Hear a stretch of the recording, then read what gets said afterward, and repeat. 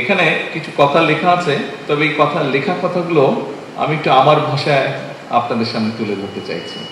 আমি আসছিলাম যখন, আসার সময় আমার কাছে হঠাৎ করে মনে হলো, যখন আমি যে স্টাফ রোডটা থেকে, স্টাফ রোডই তো আমরা যেখানে যেতাম, স্টাফ রোড থেকে ডান দিকে টার্ন নিলাম, সিএমএইচ এর কাছাকাছি যখন আসলাম, তখন আমার কাছে মনে হলো আমি প্রায় 45-46 বছর পেছনে চলে গিয়েছি। আমার সাথে গাড়িতে যারা ছিল, আমি ওদেরকে গল্পটা বলছিলাম যে, যেমন সিএমএইচটা আমি যখন, তখন এটা আমি কথা বলছি আপনাদেরকে 75-76 সালের দিকের কথা, 77 সালের দিকের কথা। সিএমএইচ এর গেটটা অনেক বড়, এখন এন্ট্রিটা অনেক বড়, তখন এত বড় ছিল না, বেশ ছিমছাম ছিল।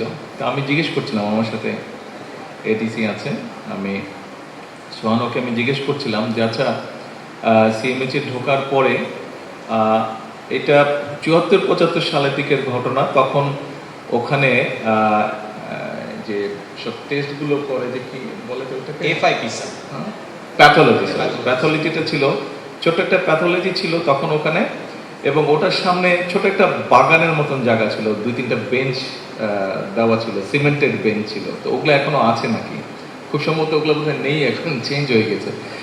তারপর আমি বললাম যে একদম সোজা গেলে হাতের বাম দিকে ছিল ফ্যামিলি ওয়ার্ড, আর ডান দিকে তখন স্টাফ সার্জন বসতো, টিনের ঘর ছিল, স্টাফ সার্জন বসতো।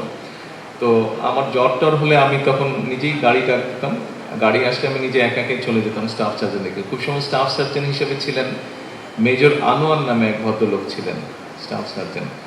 তো তারপরে প্রায় প্রতিদিন বিকালবেলায় আমরা কয়েক বন্ধু ছিলাম, আমাদের বাসাতে ছিল শহীদ মনির রোডে, ওখান থেকে সাইকেল নিয়ে বেরোতাম আমরা, 7-8টা সাইকেল চালাতে চালাতে আমরা এখানে আসতাম। সিগন্যালস যে মসজিদটা আছে, দেখলাম মসজিদটা এখন অনেক সুন্দর হয়ে গেছে, বাট মসজিদটা তখন একদম সাদা পেইন্ট করা না, তখন চুন ছিল, এমএস এর একটা ফেমাস সাদা চুন ছিল, সেটাই সব থেকে লাগাতো। এখন করে কিনা আমি বলতে পারবো না। তো মূল বিষয়টা হচ্ছে যে এই এলাকাটা বহু পুরনো, আমরা যেখানে বসে আছি তখন এখানে শিয়াল, বাঁদর এগুলা ছিল, জঙ্গলের মতন ছিল এই জায়গা, কিছু ছিল না এগুলা। আপনারা অনেক সুন্দর একটা জায়গা দেখছেন এখন, এগুলা জায়গা তখন কিছুই ছিল না, রাস্তাটা অনেক সরু ছিল, রাস্তাটা এত বড়ও ছিল না। তো মূল বিষয়টা হচ্ছে, আমার কাছে মনে হয়েছে আমি এমন একটা জায়গায় এসেছি যেই জায়গার সাথে আমার জীবনের বিরাট একটা অংশ জড়িয়ে আছে।